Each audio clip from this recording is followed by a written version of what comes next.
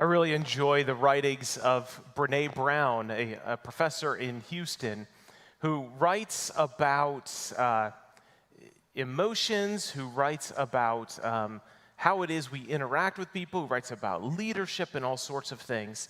And one of the major themes that I've come to understand out of her is the way she talks about the stories that we tell ourselves. That a lot of times reality is not the same as our inner monologue or the things that we tell ourselves. That sometimes we act out of our own dysfunction and our own misbeliefs in order to make difficult situations worse. I've noticed that this can be the case with Christian people in their relationship with God as well. I find that the longer I pastor, that maybe the issue that people have isn't so much hearing from God. God calls us to audacious things, but sometimes the issue can be the story that we tell ourselves when we hear God's voice. What are the stories you tell yourself? Have you ever, upon hearing God's call, told yourself, I don't have enough money to do that? Have you ever told yourself, I'm not good looking enough to do that? Have you ever told yourself, how could I love or be loved when I struggle to love myself? Have you told yourself, I'm a bad parent or I'm a sinner and I have a past that's unspeakable? It can't possibly be me who can do that. This often stands directly in the face of the stories that God tells us. When God speaks to us, he reminds us that we are called, chosen, loved. And we're often reminded as well, even if we struggle to believe it, that God is faithful to carry out that call in our lives. It can be hard to believe, especially when we feel like we are singled out by God. We've come for a nice worship service. We thought we were going to sing songs that maybe we like, see a few friends, shake, or now bump a few elbows with people. And instead, God shows up and speaks to us and calls us and urges us and moves us. And when God moves us, very rarely is our first inclination to just simply say, okay. So often our first inclination is to run this call of God through the stories that we tell ourselves. And the stories we tell ourselves are so often stories of scarcity. And God reminds us that he is a God of abundance. This is the sort of filter that I want to walk through for the next 5 weeks. We're going to consider the forefathers, the family line, the early folks of the people of Israel. And today we're going to begin with Abraham. And when God comes to Abraham, God comes with absurd ideas. One after another, outright absurdity. And Abraham shows himself to be a man of great faith. And his faith becomes counted as righteousness towards him. And the more he says yes, the more God shows up. And the more God gives, the more God asks. But Abraham lives up to the call of God on his life, in spite of the fact that he is a deeply, deeply flawed individual. So let's talk about Abraham, and let's introduce ourselves to him while he is still a man named Abram. We run into him at the end of Genesis chapter 11, and his story begins in Genesis chapter 12. And we are told at the very beginning of our interaction with Abraham that God comes to Abram, a man of substance, a man of wealth, a man of accumulation, a man of, it seems, power. And God tells him something absurd. He says, I will make you a great nation and I will bless you. I will make your name great and you will be a blessing. I will bless those who bless you, and whoever curses you I will curse. And all peoples on earth will be blessed through you. Well, that's a pretty nice blessing to receive from God. But it comes attached with a price. And the price is leave your family and go. And Abram doesn't seem to bat an eye at this. God is wooing Abram into God's future. And Abram is given this blessing. I promise I will work out the details for you. You will find yourself to be a blessed man. You will be cared for. Whoever curses you, I will curse. Just come with me. And Abram does just that. He gathers all of his life, his wife, his livestock, his possessions, and he heads out with no one but Lot, his family member. And they start taking off, bouncing from place to place. And eventually, as they're moving about through the world that Abram knows, a famine strikes the land. And Abram now needs to go to Egypt because he understands that the land in Egypt is fertile and that there's food to eat there. So he and his wife Sarai, they go to Egypt and they get there, and Abram begins to get nervous. You see, the thing about following God's call isn't that you avoid nervousness. Not that you avoid problems. The question is, what do you do with these problems and this nervousness? In this situation, Abram, the man of great faith, the forefather of the people of God, makes a tragic and terrible miscalculation.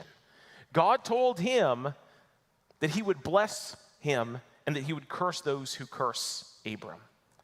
But that doesn't stop Abram from calculating the danger and taking it into his own hands. He turns to his wife, who he loves, and says, I imagine in his most romantic voice that he could possibly muster, "You are a beautiful woman."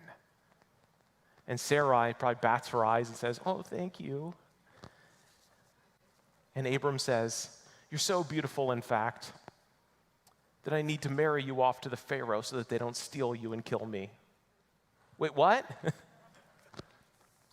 And Sarai goes along with this plan, and sure enough, Pharaoh's officials see her, and they take her into his palace. And Abram is left alone. He begins to acquire more wealth in this season while his wife is off being part of the Pharaoh's family. He acquires sheep, cattle, male, female donkeys, male and female servants, and camels. This is ancient world way of saying he was banking it. He went from wealthy to wealthier in this season. But this was not God's plan. God said that he would curse those who curse Abram. And Abram works out of his own ability. And he even sacrifices his own wife up to the Pharaoh's house. The Pharaoh's taken her in as a wife, and things go bad for the Pharaoh because God is faithful to do what God says he's going to do and doesn't need Abram scheming. And so God puts serious diseases on Pharaoh and his whole household. And they finally realize it's because Sarai is not his sister, but his wife. And the Pharaoh comes out and he curses Abram. "Why would you possibly do this to me? I thought we were friends. Why would you lie to me?" There's a whole lot in this story that begins to foreshadow the future of the Exodus. The people of God show up in Egypt and cause troubles for the Pharaoh, and plagues come upon his family. Throughout the entire story of Abram, who becomes Abraham, there's a foreshadowing of what God is going to do in the future. And the story begins here. So now Abram, a richer man with his wife back, head back into their nomadic life. He and Lot's families get into a bit of an argument, and they break apart and spread. And Abram gives Lot the opportunity to decide which direction he wants to go, and Abram will go the opposite. Lot chooses the way that looks more fertile, more lush, has more promise of wealth. And Abram goes the lesser way, only to find out that God had sent him in the better way. Over and over and over, Abram relies on God, and God acts on his behalf. Until finally we get to this point in chapter 15, and I want to spend a little bit of time here today. Chapter 15 of Genesis is the Lord's covenant with Abram. This is the moment where Israel is founded and the people of God are set apart. Abram has been and continues to be given a promise that he will be the forefather of a great nation, that in his future is descendants and people and place and land. Abram has none of this at this point. no children, no home, no land. He simply has acquired wealth, which he drags with him wherever he goes. But in spite of Abram having nothing of value to do his part in God's call in his life, Abram keeps showing up when God shows up. And here's the story of God speaking with Abram, laying out the covenant and seeing just how in Abram is. We're going to read chapter 15, but it's only about 20 verses long, and I invite those of you in here with me, those of you at home as well, if you would stand with me as we read the word of the Lord today. Starting with verse 1 in chapter 15 of the book of Genesis. After this, the word of the Lord came to Abram in a vision. Do not be afraid, Abram. I am your shield, your very great reward. But Abram said, Sovereign Lord, what can you give me since I remain childless? And the one who will inherit my estate is Eliezer of Damascus. I would read a book about Eliezer of Damascus. Is that guy rooting against Abram? Who knows? Eliezer of Damascus. And Abram said, You have given me no children, so a servant in my household will be my heir. Then the word of the Lord came to him. This man will not be your heir, but a son who is your own flesh and blood will be your heir. He took him outside and said, Look up at the sky and count the stars, if you indeed can even count them. Then he said to him, So shall your offspring be. Abram believed the Lord, and he credited it to him as righteousness. He also said to him, I am the Lord who brought you out of Ur of the Chaldeans and gave you this land to take possession of it. But Abram said, Sovereign Lord, how can I know that I will gain possession of it? So the Lord said to him, Bring me a heifer, a goat, and a ram, each 3 years old, along with a dove and a young pigeon. Abram brought all these to him, cut them in two, and arranged the halves opposite each other. The birds, however, he did not cut in half. Then birds of prey came down on the carcasses, but Abram drove them away. As the sun was setting, Abram fell into a deep sleep, and a thick, dreadful darkness came over him. Then the Lord said to him, Know for certain that for 400 years your descendants will be strangers in a country not their own, and that they will be enslaved and mistreated there. But I will punish the nation they serve as slaves, and afterward they will come out with great possessions. You, however, will go to your ancestors in peace and be buried at a good old age. In the 4th generation, your descendants will come back here, for the sin of the Amorites has not yet reached its full measure. When the sun had set and darkness had fallen, a smoking firepot with a blazing torch appeared and passed between the pieces. On that day, the Lord made a covenant with Abram and said, To your descendants I give this land. From the Wadi of Egypt to the great river, the Euphrates, the land of the Kenites, Kezites, Cadmonites, Hittites, Perizzites, Rephaites, Amorites, Canaanites, Girgashites, that's a name right there, and Jebusites. This is the word of the Lord. Thanks be to God. You may be seated. There's a lot of really interesting things happening in this text, things that are ancient world sort of things that are just beyond our understanding of how human interaction and normal things go. But let's break it down just a little bit if we can. God comes to Abram once more and again promises him descendants. Descendants, in fact, that'll be more numerous than the stars that he can count in the sky. And Abram believes that this is true, that this will happen. And we're told that's credited to him as righteousness. But as much as he believes that it'll happen, the very next part of the story is Abram turning back to God and questioning God. All right, I believe you this will happen. But how? How will I know that I will gain possession of the land? So God decides he's going to move in Abram's life in a way to give him a tangible sense of what will be. As night comes, God moves Abram into a deep sleep, which we're told is thick and dreadful in its darkness. God gives him a vision of what will be. And the vision of what will be is fascinating because Abram, while he is the forefather of what is to come, will invest so little of his life in the fullness of the promise. In fact, the idea of having a child and starting this nation comes with the promise of slavery to his people for 400 years. Abram will be good and dead by the time the slavery begins, and he will be little more than a footnote in the story by the time the land that is promised to him comes into possession of his family.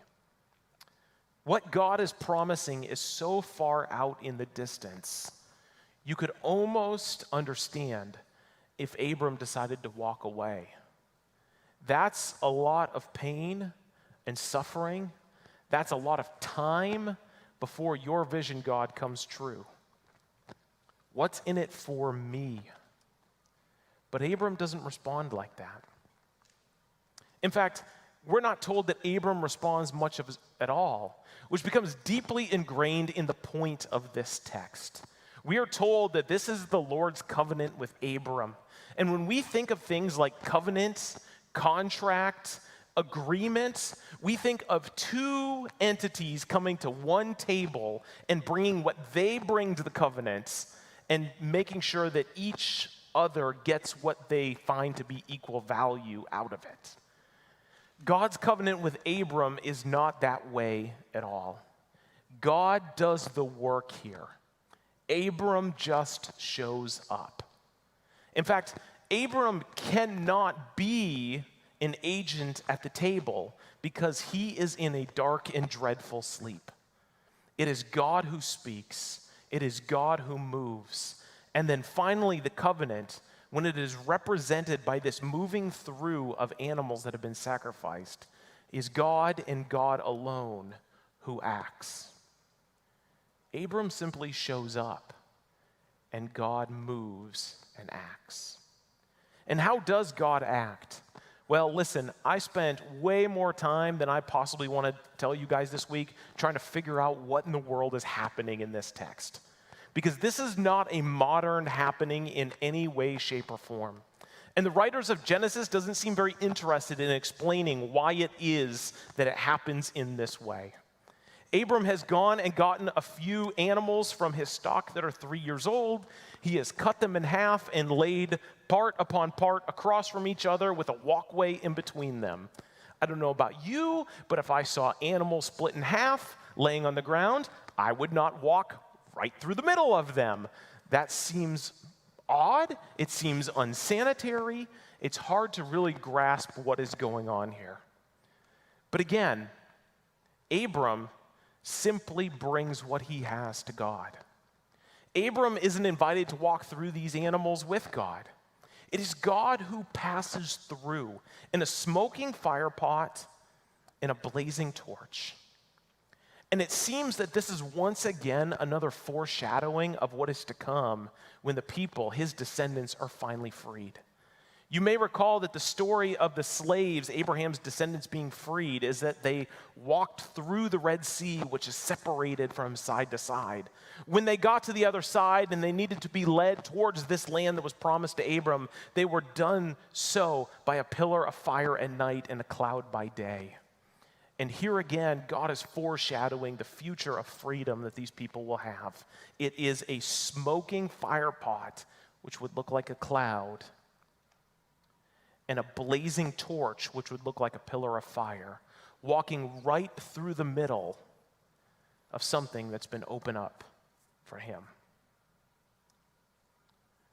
Abram doesn't know this. He doesn't have a history. He doesn't have a Bible like we have.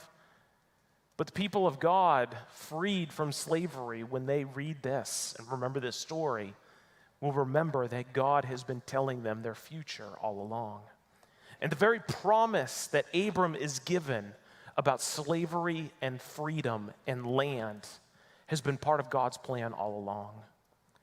Abram affords this future of freedom. simply because he shows up and says yes to God, then God is the one who enacts the covenant.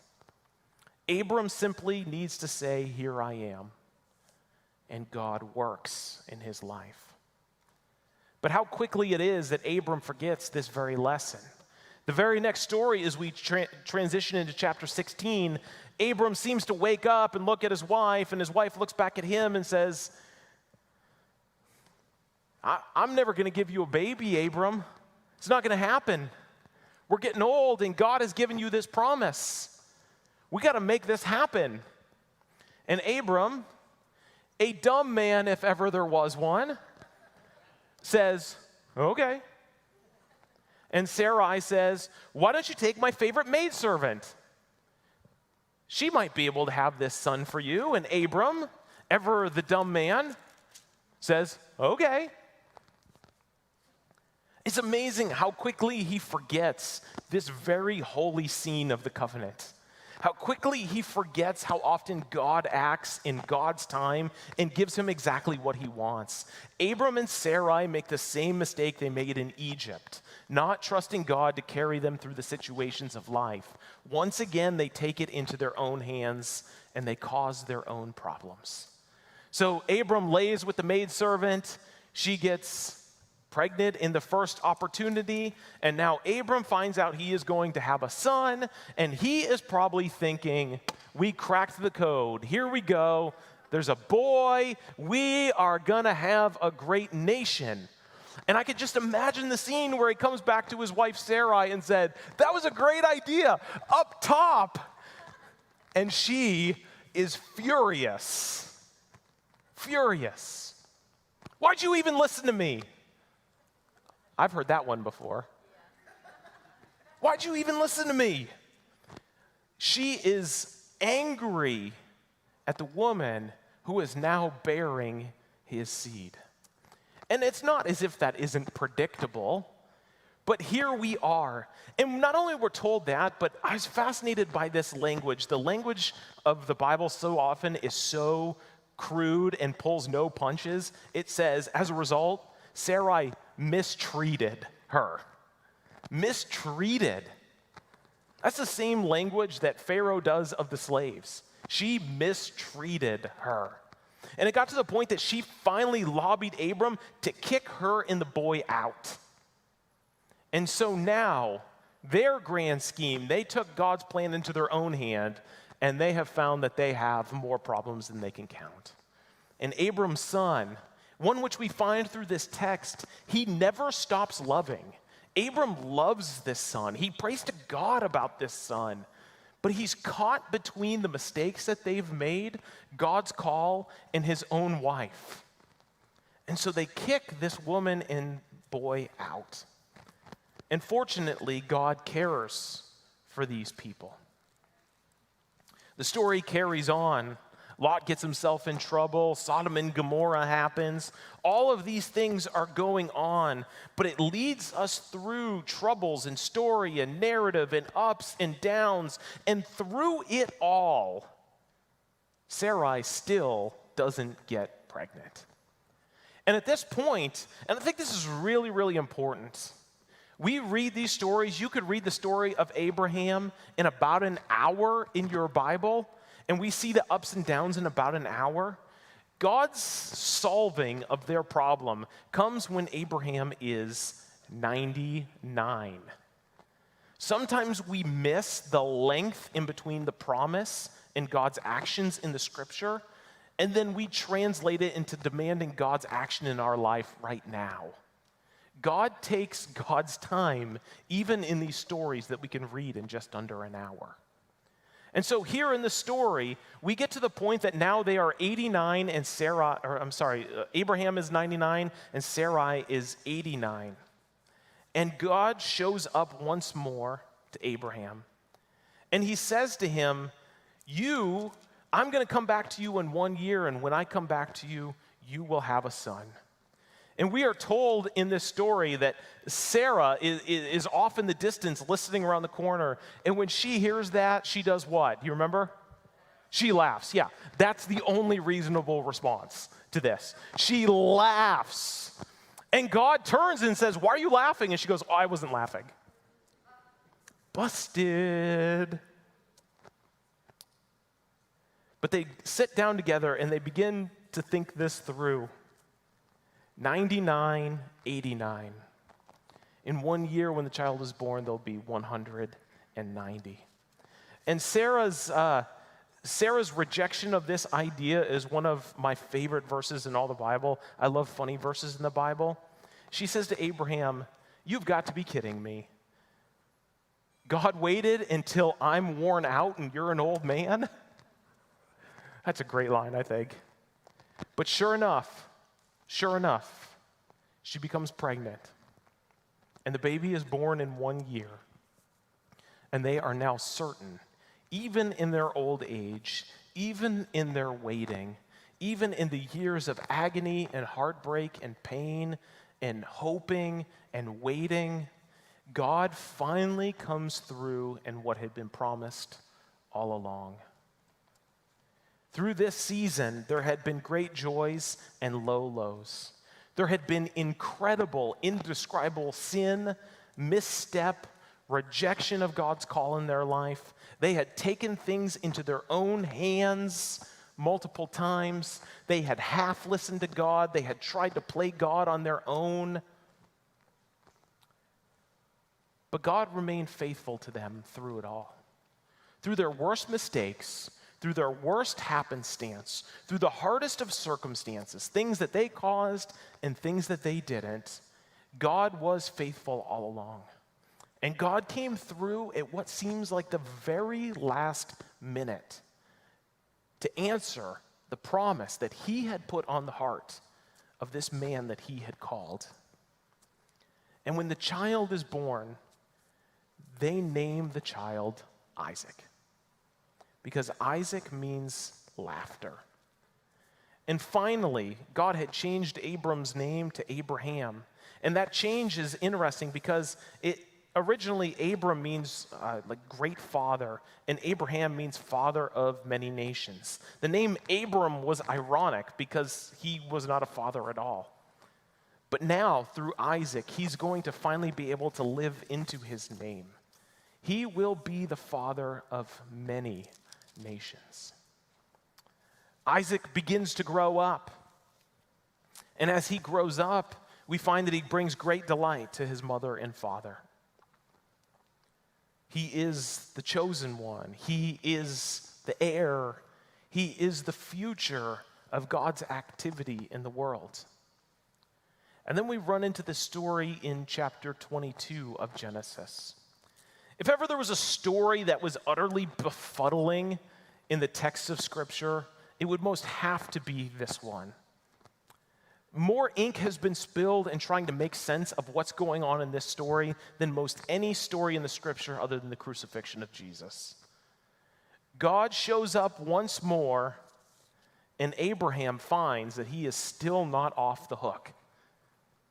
God is still engaging him. God is still speaking with him. And this time, God asks him to do the absolute absurd. God says, "Hey, you know that son that I gave you, the one that I promised you, the one that you waited your whole life for? Yeah, him. Bring him up to the top of the mountain and make him a sacrifice to me." There's nothing about this story that makes sense. We're not even told that Abraham responds to God. This is the same Abraham that negotiated with God about Sodom and Gomorrah getting destroyed.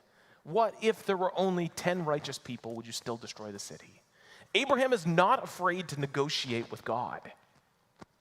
And yet here, God speaks, and the next action of Abraham is waking up the next morning and preparing his donkey and his son to go up the mountain. That's incredible faith. That's shocking faith.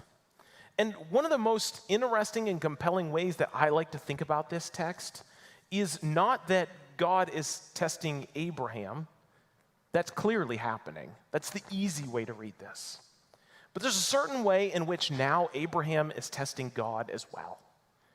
They are a people and a God in covenant with one another. They are now in an unbreakable relationship with one another.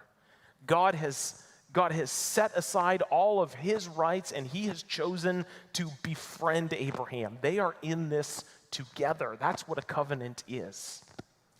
In Abraham, here's God say this. And there's not a hint in this text, not a single hint, that Abraham doesn't believe that God will come through to spare his son. This Abraham, this wise now Abraham, this faithful Abraham, this Abraham who has lived a life in relationship with God, now seems to trust this God radically. You see, in Egypt, Abraham wasn't quite sure if he could trust God. When it came to having a son, he wasn't quite sure if he could trust God. Now that he has given him his son, there's a sense in this text that Abraham now trusts God. So they get to the mountain to give a burnt offering. And Isaac starts climbing the mountain with his dad. And Isaac starts doing the math. So, hey, Dad. Yeah, son. I see the wood. Yes, son. I see the ability for us to make a fire. Yes, son. I don't see any animals for us to sacrifice. That's right, son. You could not blame Isaac if he's pulling at his collar a little bit at this moment. Who's going to go? Me or you? Right?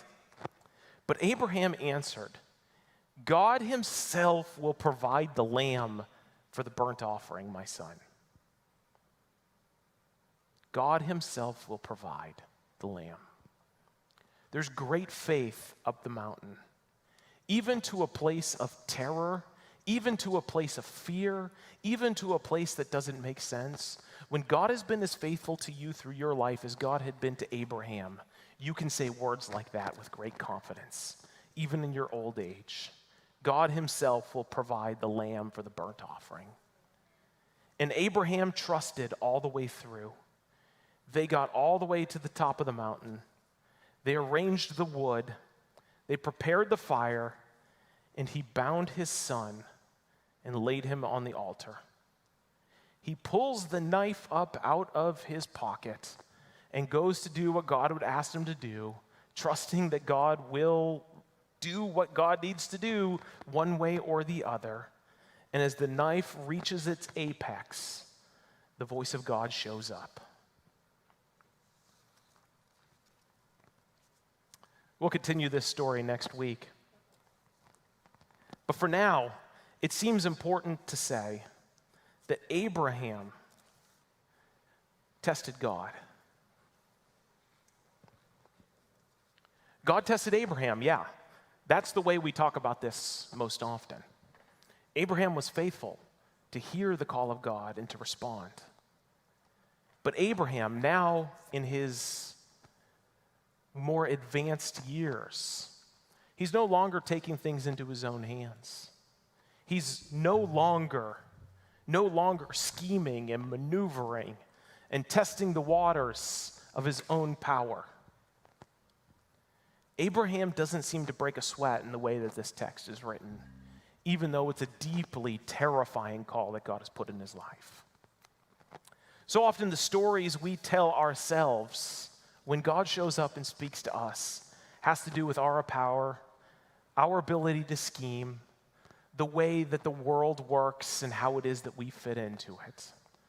But the lesson that Abraham seems to learn in his life is the more that God shows up in his life, the more God cares for him and provides him exactly what God promises. When God speaks to us and asks from us moments of great faith, the answer that we should give God is yes. Not because you can pull it off, not because you're suave, not because you're powerful or strong, not because you're even special, but because God is special. And God is yearning to partner with his children and his people. God has a plan for the salvation of the world, and we are a part of a plan, both to receive that gift and then to be a part of passing it on as well. When God speaks and asks for things you don't think you have, so often, all we need to do is show up and find that there's been a ram in the thicket all along. Would you join me in standing as we